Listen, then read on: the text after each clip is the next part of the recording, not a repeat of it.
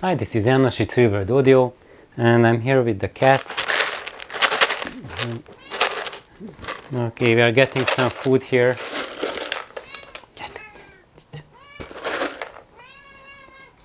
Let's put them some food up there. Oh, you see? There's an arrival.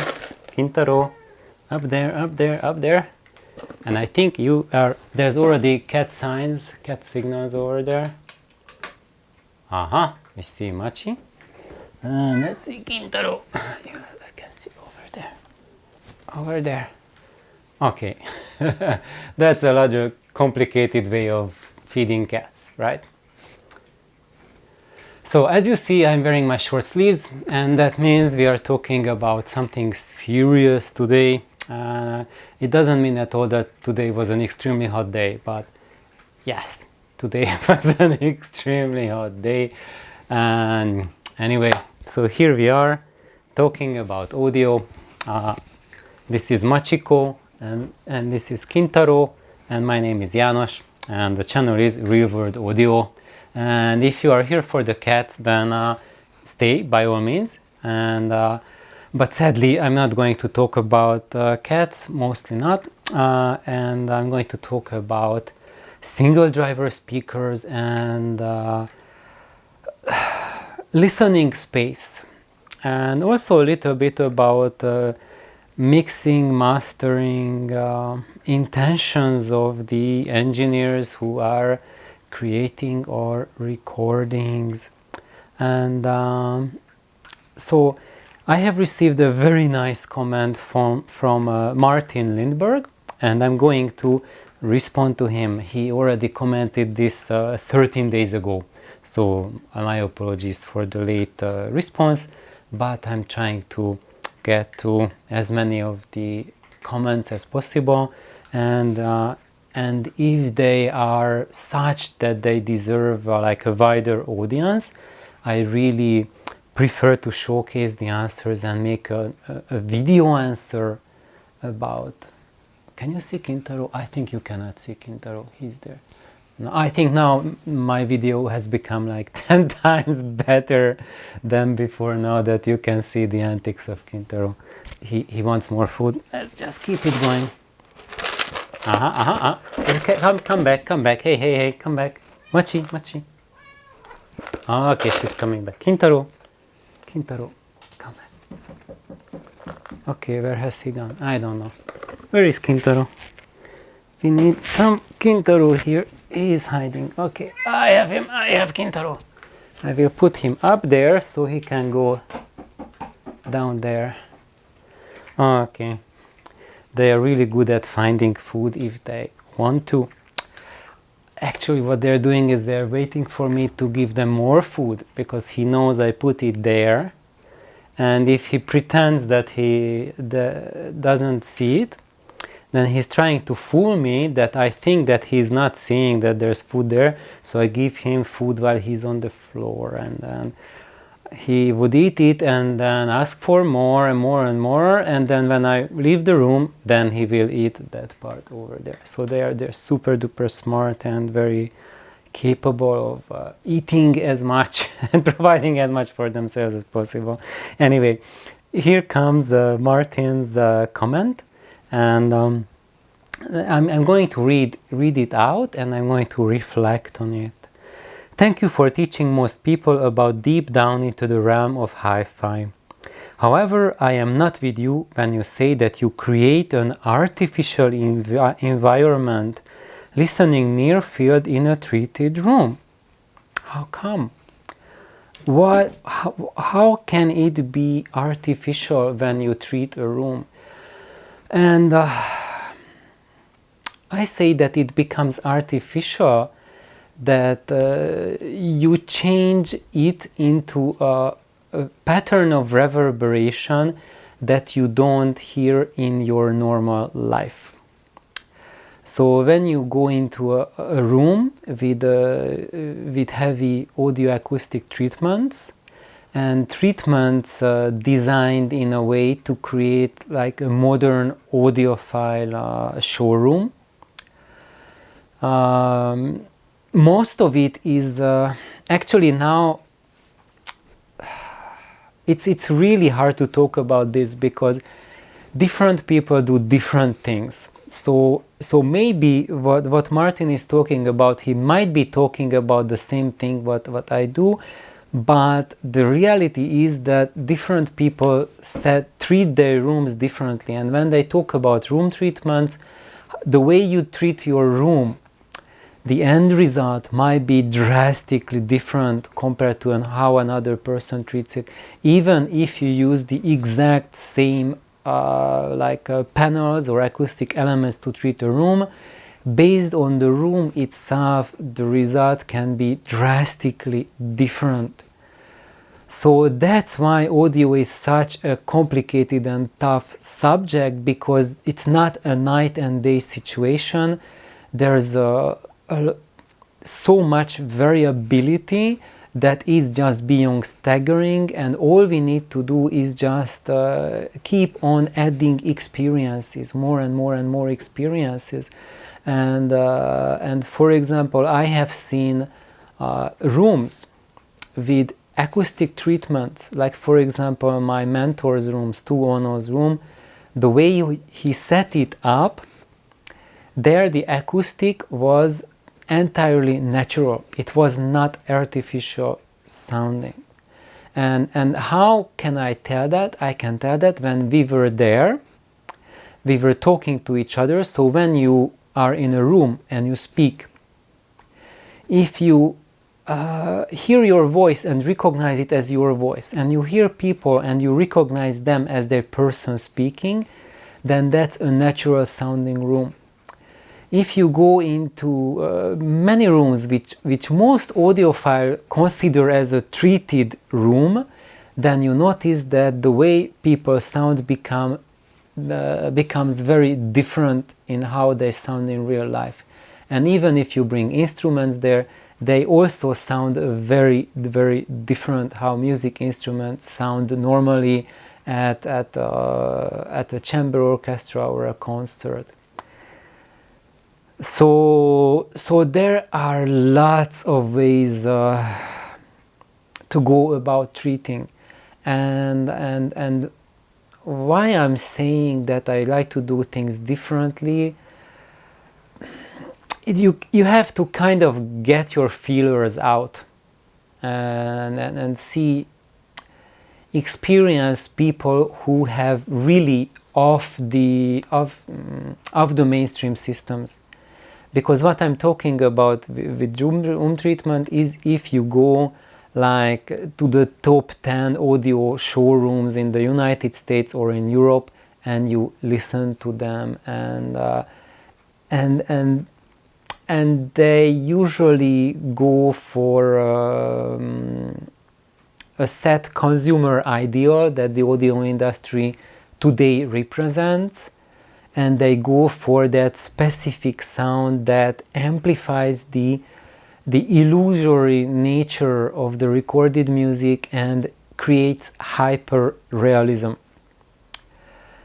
And the only way, I think, the only way for you to catch this trick, this illusory trick, because if you don't train yourself to be aware, to differentiate hyper-illusion from reality, you won't be able to tell the two apart. For the simple reason is that, and this happens only to people who predominantly listen to audio systems alone, and when they call reference, they call a reference a system, and they refer it to another system, or a reference as a treated room becomes their reference, and they refer it to another treated room. And I think this is the dead end, and that's when you get to a state where chasing sound overtakes focus on music, and that, in my experience, is leading to systems where you cannot connect to the music, or maybe you yourself can, I don't know. What I know is that in each and every case, in every individual system, every single person who puts together an audiophile system the relationship between that person and his system is unique. There's no two situations which are exactly the same.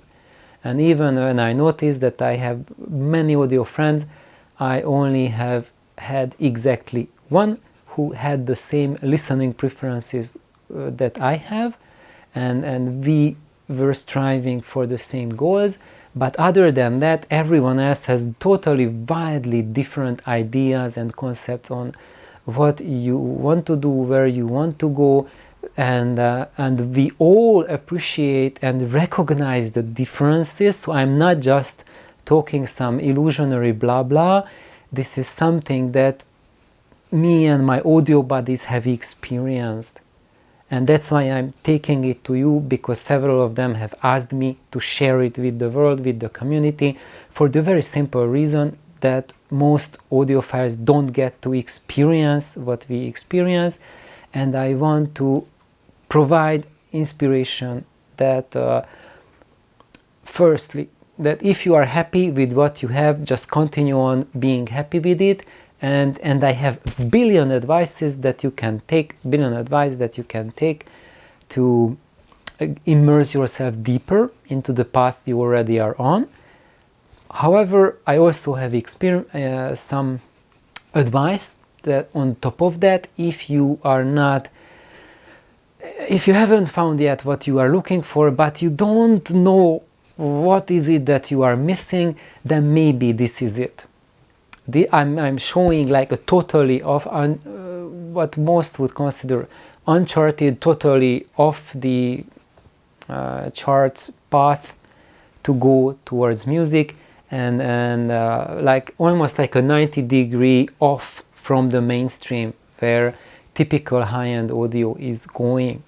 So I often love to quote what Nelly, what Mrs. Real-World Audio is saying, that János, the gear that you have, your systems do not sound audiophile.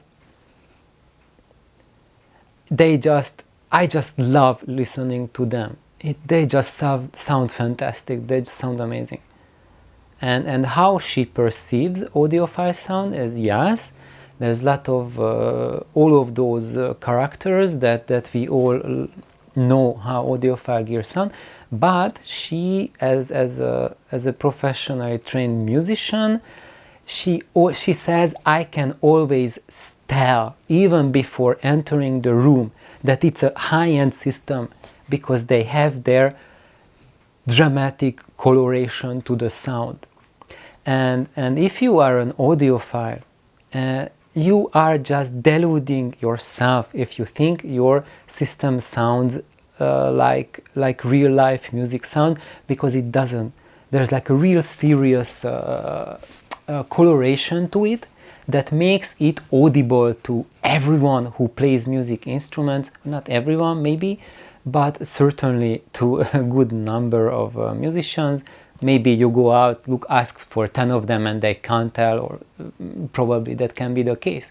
But ask another 10 and they will tell you very different stories.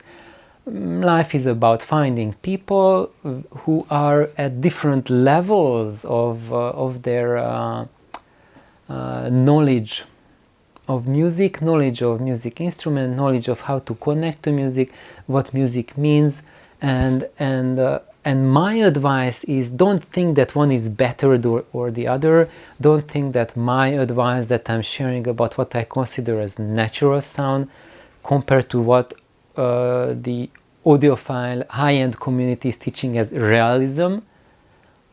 It's not one is better than the other. It's one is more suitable to you than the other. And what the audiophile community, high-end community, calls as realism, it's suitable for you if you are into sound alone and you don't want connection to music. You might still find connection to music even with a realism-based system. Yes, you can. But and just like if you have a system that the approach that I teach about, even there you will find realism, what you call realism in the audiophile sense, but the ratio of the two, like realism versus connectivity, the ratio is very different between the two, and the potential to reach one or the other is very different. But it is up to you how you unpackage the potential, because there can be setups and situations where you have a system that has the potential to have really high realism and really low connectivity, and you might set it up in a way that it has very little realism and an unexpectedly high amount of connectivity, or maybe a lot of realism and connectivity as well. So there is no good and bad, no set ways, but there are tendencies. And generally what you can do is that if you are on a map and you are going towards Rome, then you are going further away from Paris, right? But if you are, let's say, in Shanghai, if you are going to Rome, you are going closer to Paris as well. So it also depends on where you are on the map. And that's why audio is such a hard thing to pinpoint and talk about, because where you are on the map can be wildly different. And I am one person teaching or sharing something to potentially millions of viewers with millions of wildly different systems, and this is one single video. It will not suit 1 million completely different approaches, and that's true for my previous videos as well. And that's why when I'm reflecting to your comment, that's why this answer gets like really off the board, because there is no one clear answer, and there's no answer to what approach is better, what one person will consider more as better, because what you consider as more as a realism versus natural, the realism is the illusory nature. So the more hyper realistic it feels, then it has more realism to it. And what you need to learn as a musician, and I'm talking as a musician, because if you are an audiophile just for the sake of just sitting in a chair and just enjoying the sound, so basically becoming a huge dildo and just absorbing it for the joy of music without any use, then we want the more detail, the more realism, the more. But then when you actually listen to actual instruments, you will realize that some proportions of the sound have been disproportionately overemphasized, and to the detriment of other aspects. And I don't want to go into more detail into this, because I leave it for everyone to explore it for yourself. This is a homework. No one can teach you this. You have to experience it for yourself. And you just need to go to a lot of unamplified concerts and lots of different ways of interacting with the music instrument. My best approach is to start learning playing instruments.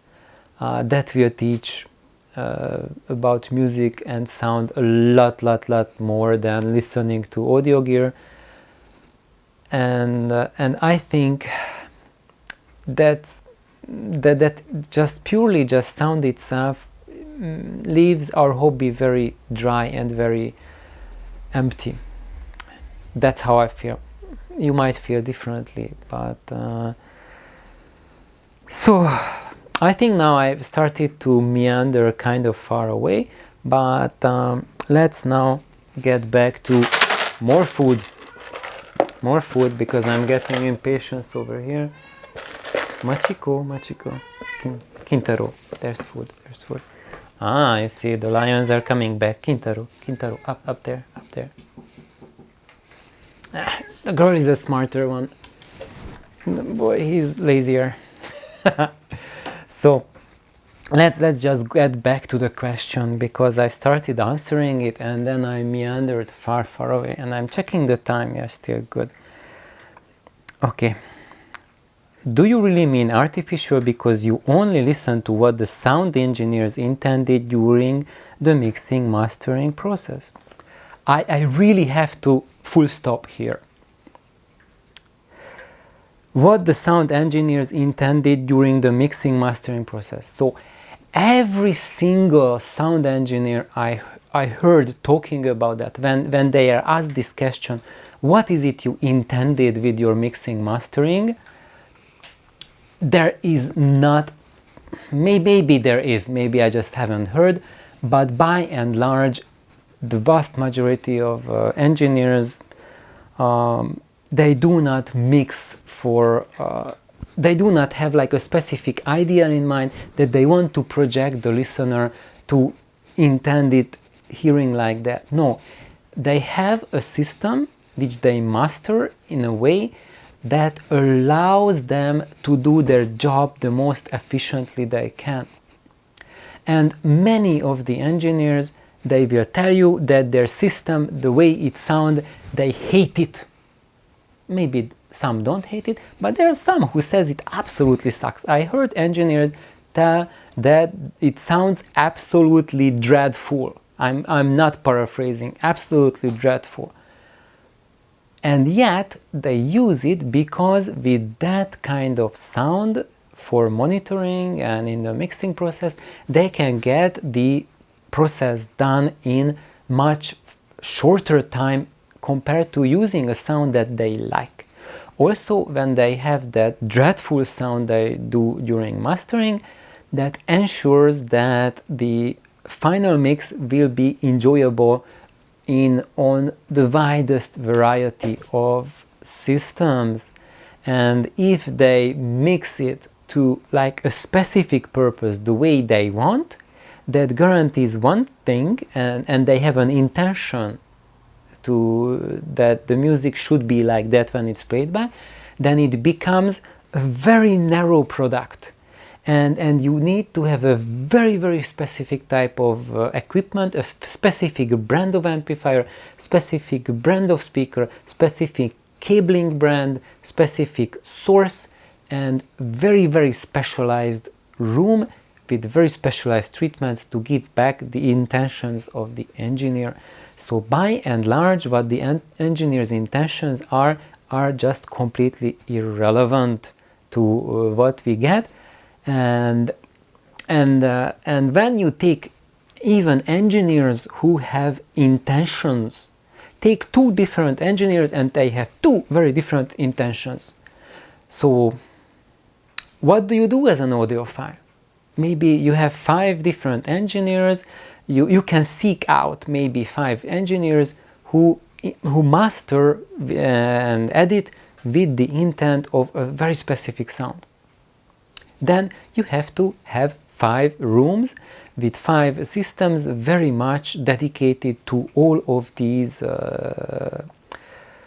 intentions, and you can listen each of these recordings into one of these rooms. And then often you can ask an engineer, they master, maybe you pick 2 recordings from them and they will tell you that I have mastered this with different intention than the other recording. So you need 1 room to play back a single recording. And there might be a different engineer who says, oh, I'm mastering all of my recordings the same way, but that's true only for the last 3 years. Before that I changed my method drastically, so if you want my recordings from 3 years ago to 15 years ago, that's something different, and up to 15 years, I mean beyond that, I mastered differently, so you need a 3rd type of system or something like that. So that's why I do not recommend anyone go and try to figure out what the engineer intended,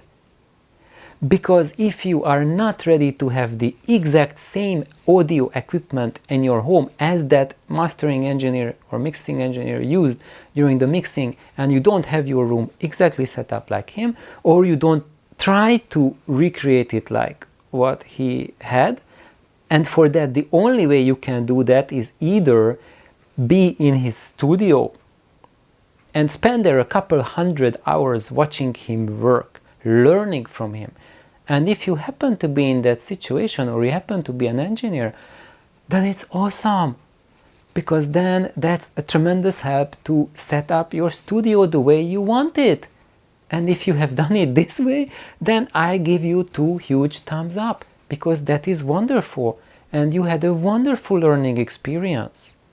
But you cannot expect that someone who did not have such experience will be able to replicate what you replicated, because they cannot, because they don't have that knowledge that you have amassed. And when you don't have that knowledge, the only way to replicate this is to have that engineer or people who have that experience in sitting in that particular studio come to your home and drastically change it, drastically change your system, change everything to be the way they had in that mastering editing studio, in that environment. However, even in that case, you are only achieved your goal in regards to the recordings coming from that place, that studio. If you want to listen any other music, that's it. Your road starts from scratch. You will need basically like dozens or hundreds of systems to get close to a platonic ideal of that sort of thing, because that's the catch of audio, and that's why I don't like chasing hyperrealism, because when you chase audiophile mainstream hyperrealism, then you will without fail grow towards one narrow path of optimizing your system and your room to be narrowly specific just to a single recording type. And that's why people end up with that sort of scenario, that they have 3 records they can play on their system and it doesn't play anything. And maybe they sound wonderful, but that's it. And there's many of you, there's loads of people, I know people like that who just want to listen to those 3 records and they're perfectly happy with that. And if you are, perfect. Just, and I'm really happy for you, really, really, really. And I'm not trying to say that you are off because you can only listen to those 3. No, you can listen to those 3 with tremendous hyperrealism. It creates a wonderful world for you, which has the impression that it goes beyond what you can have even with natural instruments playing by themselves in a real life concert situation. And that's fine. It's just I'm saying that that kind of approach, there's only maybe just a very few people who want that for themselves. And today's audio is done in a way that it will funnel you towards that. So if you chase ultra high-end audio, you will get there. And knowing myself, I never ever wanted to get there. Where I wanted is to enjoy a wide range of music, and at a level that is much higher than is available in general. And I think I have unlocked it for myself, and I want to share it with everyone else too. And that one, to do it, you have to go about in a very different way than typical high-end audio. And I'm not saying if one is better than the other. They have different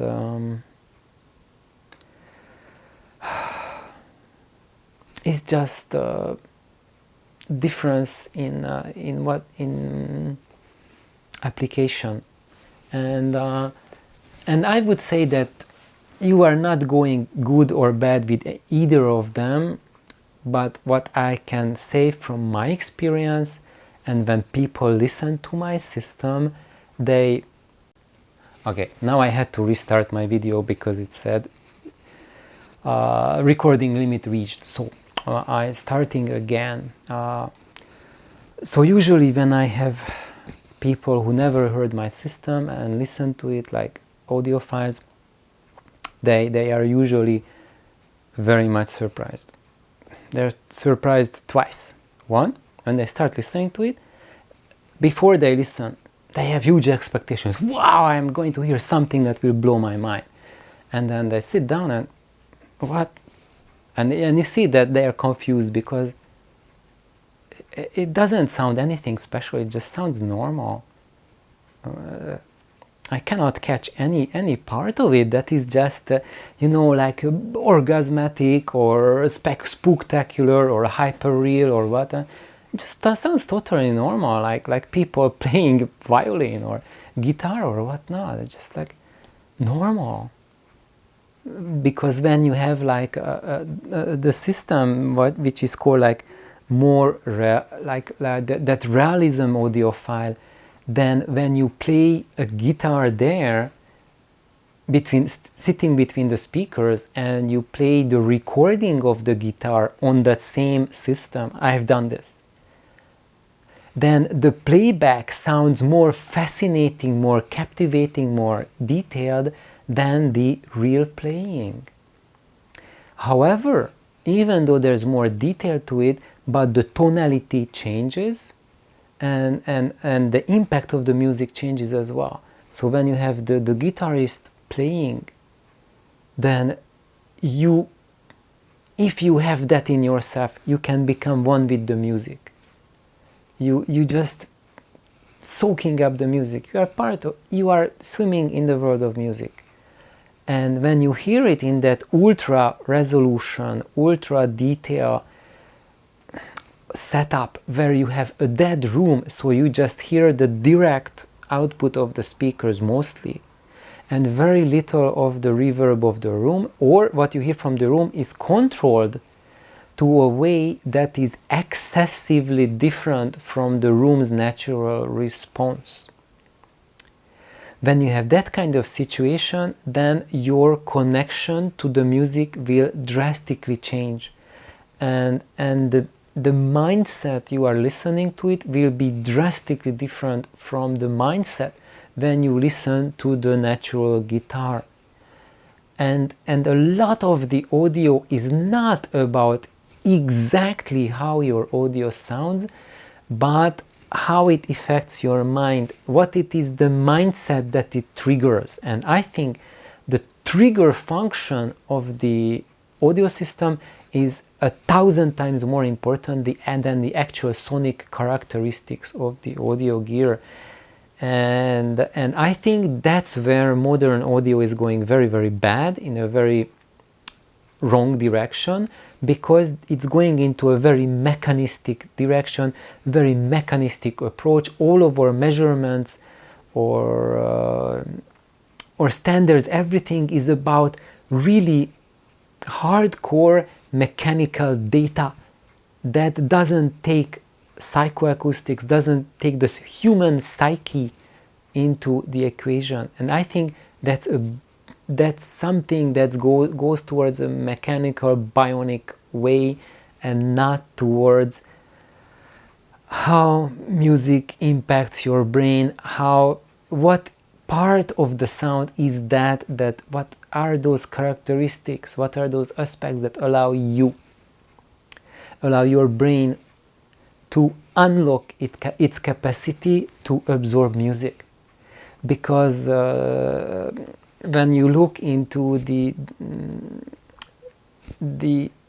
that aspect of listening to sound and music, how much you remember of the sound, how much you can analyze the sound, how deep you can connect to music, how does it ignite your creativity.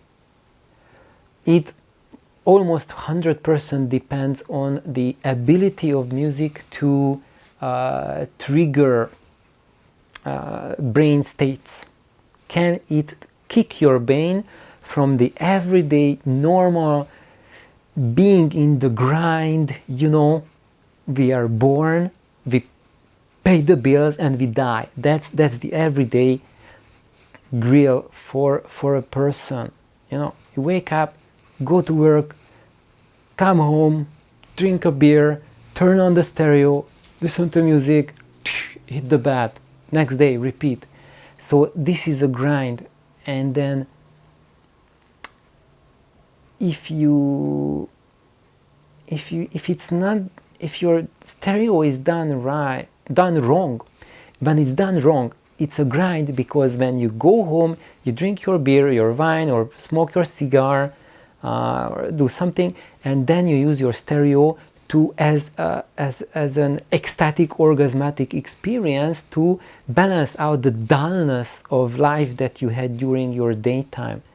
And that's what you need, your brain needs, just to sustain yourself. And I call that a dead end, when your stereo gear becomes your drug of choice.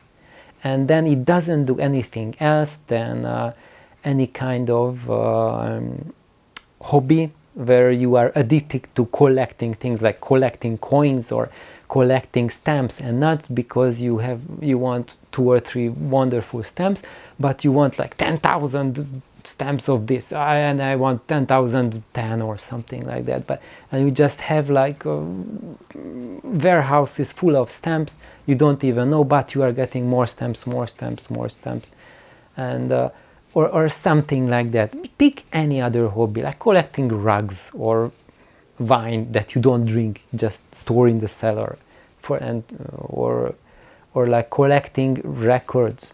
I collect records, but for the purpose of listening. But there are some who collect records just to have all the catalog numbers. Let's say I have all the RCAs, I'm missing these 3 catalog numbers, I want those 3. And do I listen to it? No. I think that's when it becomes just an addiction that fuels your everyday survival. And for me, that is not enough. Because what I want with audio is to have a deep experience. And I know what a deep experience is because I have experienced it with musicians in my life. I had the fortune to experience exceptional musicians with just such I'm not calling it a performance, because performance always have this connotation of something fake, something not real. It's just performing. You do something which is different from you.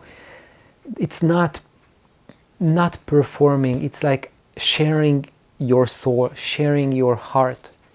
I heard people do that. I experienced. It's not just hearing. It happens with your whole body. It happens with everything. And then your breathing changes, your heart skips a beat when they pause, and then my heart stops beating like for 2 or 3 beats when there's a pause, and then it stops beating again. These are things that in normal life don't happen. They just happen. These not unnatural, but exceptional states are states that are present in our mind, that our mind projects to how we perceive the world, and is triggered by these exceptional sharings. And what I want my audio to do is to allow me to participate in such exceptional sharings.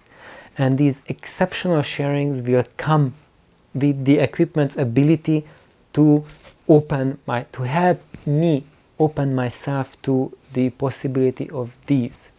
And of course, it's up to me as well.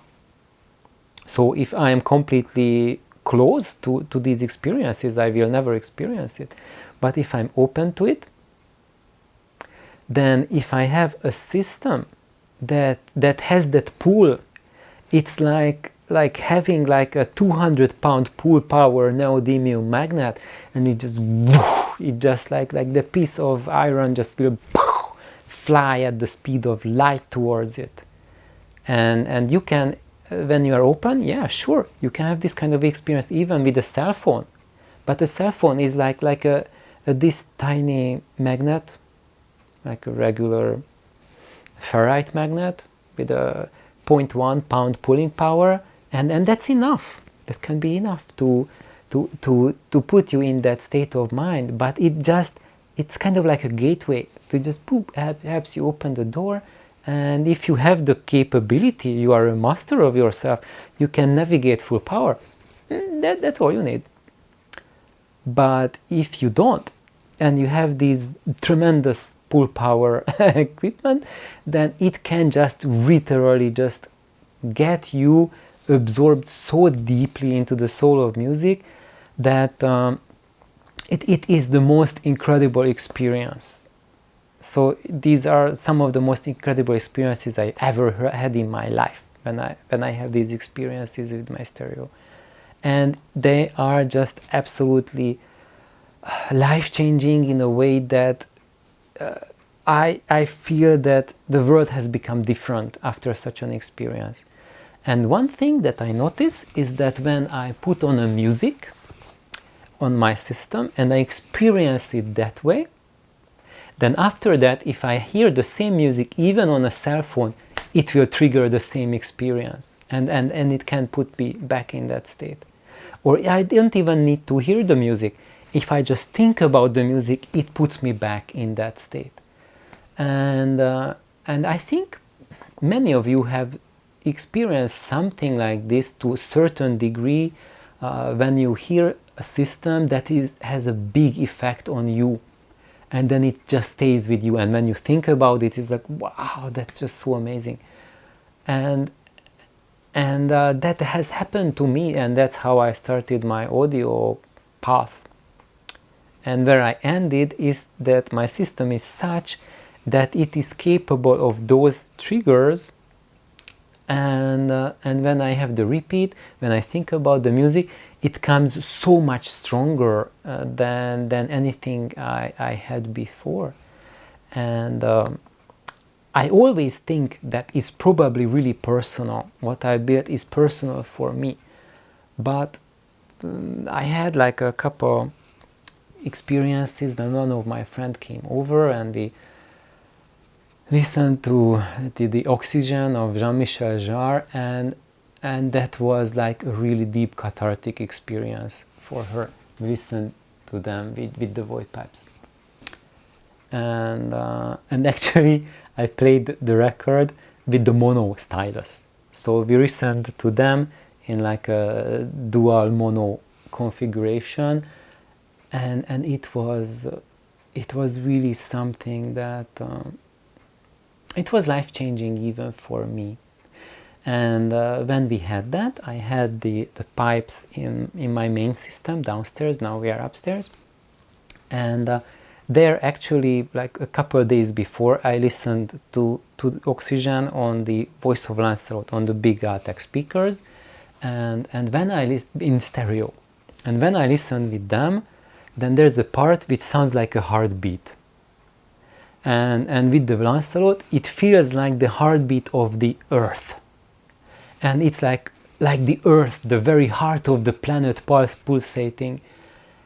It's an undescribable experience. It's just like, oh my God, I never thought any experience like that can be had with stereo. And that's where that kind of imaging, that kind of naturalness that I say is different from high fidelity realism. Because when you have high fidelity realism and chasing the ideals of what the engineers wanted, who knows, but a lot of people are telling you that this is what the engineer wanted. I think that's all bogus, or mostly bogus. Or maybe what they are telling is what one or two engineers wanted, whom they talk to, and that's fine. That's fine. But we have to be always very specific that we are talking about one or two specific engineers when someone is talking about something like that, about engineers' intentions. But listening to music that you want to listen to and not those 3 tracks that these people are talking about, then that doesn't exist. It's something else. But nevertheless, you get fixated into a specific style of representation which will keep your attention or your awareness at the superficial level. And this type of delivery, the ultra-fi audio, is done in a way so that delivery gives you the maximum amount of hormone release. It's kind of like the most orgastic experience listening to that sound. However, that's only at the fight and flight level listening state, when you are hyper attuned to hearing most of the details. However, when you are in that state of mind, then your brain, your consciousness, your awareness is stuck in the fight or flight state, because when you have those excessive amount of hyper detailed high frequencies, overblown bass power attacking you, then your body is always ready for fight or flight. You can never relax to it, because there is that part that is always kind of like a string drawn really, really tight. And even if you think you are relaxing, by the end of the session you feel that you are drained. So if at the end of your session you feel that, you feel like you have run a mile or 5 miles, then your system is like that. That's how you can tell it. If after listening to your music you feel that you have charged, you feel like you have slept 8 hours, then it's the exact opposite. That's what I do. So what my system can do is like the exact opposite. Not like I am okay or doing something and then I listen to it, it was amazing, but now I'm so tired I just have to, done. But it's like I come home, I'm so dead, I'm sick, I have like an ache in my arm that's been bothering me for months, and I'm just stressed the F out, like work was a nightmare, and I turn it on, and then after 15 minutes, it feels like, okay, the pain is gone, it feels like I slept for 2 days straight, and I feel fantastic. And that's because the system puts me in that mindset. So, coming back to how the voice of Lancelot renders Jean-Michel Jarre oxygen, it is not like a hyper show, but it feels like it is real. It is not a performance for you, but you are in the world. So the world of the sound, the world of music opens up to you, and you gain access to a universe that normally you don't have access to. And that universe happens to be your universe and not an illusionary hi-fi universe. So it's kind of like getting access to a deeper layer of reality than you normally get access to. And when I listen to the same album, same system, just different speakers, just these void pipes, then of course, when you are an audiophile, you say, these cannot go as low as those big Altecs, which can go down to 11 Hertz. It goes maybe down to 20 Hertz, but it does not have that much energy in the low end in that room as that system. However, here in this room, the 30 Hertz region actually has more energy than the Altecs have downstairs at 30 Hertz. So it's not like what a speaker can do or cannot do, but also how it works in your room.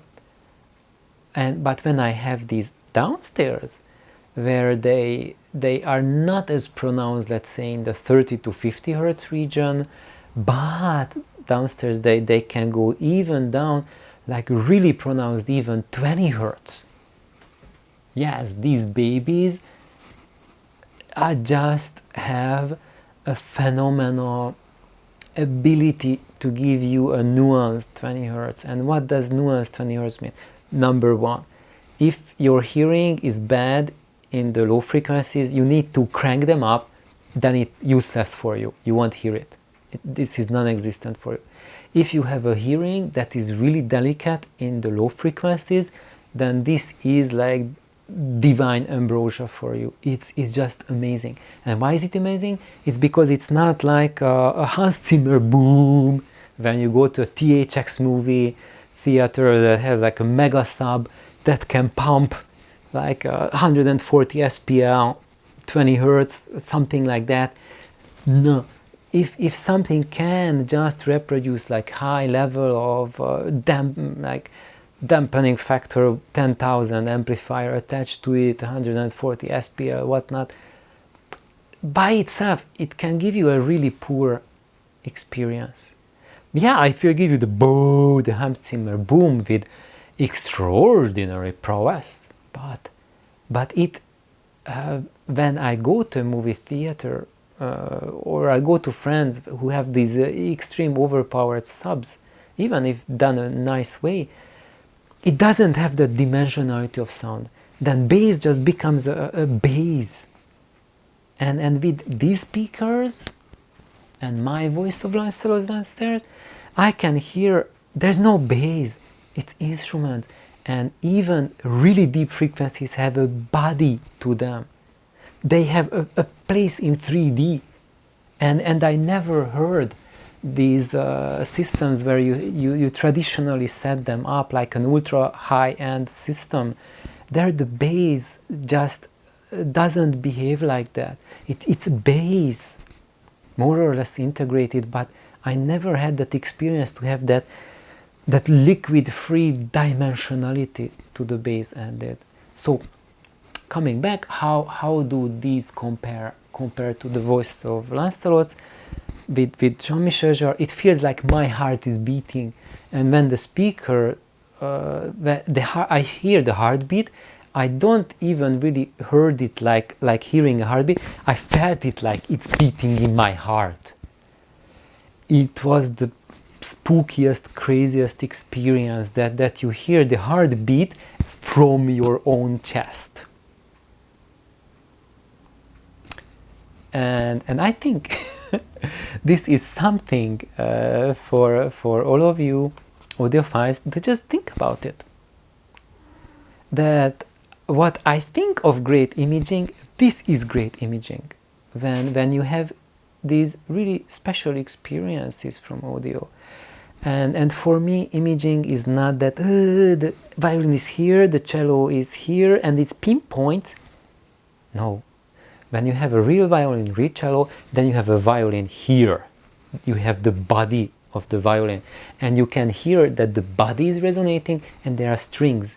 And the sound coming from the string and the body and the person holding, you can feel the person, you can get the intention of the person coming from that violin. And then you can feel that the person is moving with the violin. And there's the body of the cello, and it's like the life, just like it's pulsating out from the cello, coming out. You hear that. Or if it's a live person, it's not like this is the pinpoint, the person is speaking or singing, but you can feel the chest resonating, and it's not just a mouthy thing picked up by this tiny microphone, but it's like a human being resonating in front of yourself. I think that's the magic. That is really, truly what I'm looking for. And well, I got only to not even finish the first paragraph of the comments. So Martin, my apologies. I think I've done a terrible job, but I haven't really prepared, haven't taken any notes what I'm going to say. I just totally ad-libbed this response, and I think it was just flying all over the place. But probably it would be best if I just took a few notes and then just get to the end of it. But really what I wanted to share now, food. I think that's what I want. This is what we really want to share. Kintaro, machi. Yes, sharing. That's what sharing means, yeah? It's all about food. That's good. Get food. Get it. Oh, Kintaro. He's this big. You look at that. He's enormous. He's a giant. And guess what? Sylvester is 1.5 times as big as Kintaro. He's enormous, but I cannot bring him up because he doesn't let himself be lifted. So his 2 paws have to be on the ground. Maybe I can lift him like that, but if I lift him totally, then he starts screaming like there's no tomorrow. It's unreal. And it's not a cat scream, it's like a human being screaming. Spookiest thing I ever heard. So I think what I really wanted to share today is that I'm sharing these things that I'm sharing because I have heard audio systems that are just so wildly different to what we have as high-end audio, as typical high-end audio, and what are our preferences, that is just so really out. And I have a massive preference for these experiences and people who share it. Some don't think much of it because this is not something that you cannot like force something on someone. Either a person is open to something, resonates with it, or doesn't. So I'm fully aware that what I'm saying will not work for everyone. And there are things that work for different people, different things. And if that's so, I would say just find out what is it that works for you. And look for those advice of mine that will help you guide towards that direction, that path. I have well over 1,000 videos. If you want something that's very different from my systems building goals, you will find hundreds of videos that will be just tremendously helpful getting there. And if you want to get towards a direction where I am building my system, then that's fine as well. I don't mind. What I really wish for everyone is to go where you want to. And the first step for that is find out where you are, what you want, and what are your options. Because what I noticed with most audiophiles that they are not aware of the options. Even extremely experienced audiophiles are like, just like, what's happening? I never thought sound like this exists. So that's why just look for wildly different implementations than the mainstream, and as of everything in life, when someone says this is the only way to do it, run away, because there are bound to be 10 different ways that can get something equally valuable or equally magnificent or equally wonderful. And I really hope that with what I share, you can do further. You can go further than where I am now. And what you have 10 times more joy than what I get from my system. And if I done that, then it's a good day. Like Kintaro is saying, this was a good day. He had plenty of food. Thank you for watching. Bye bye.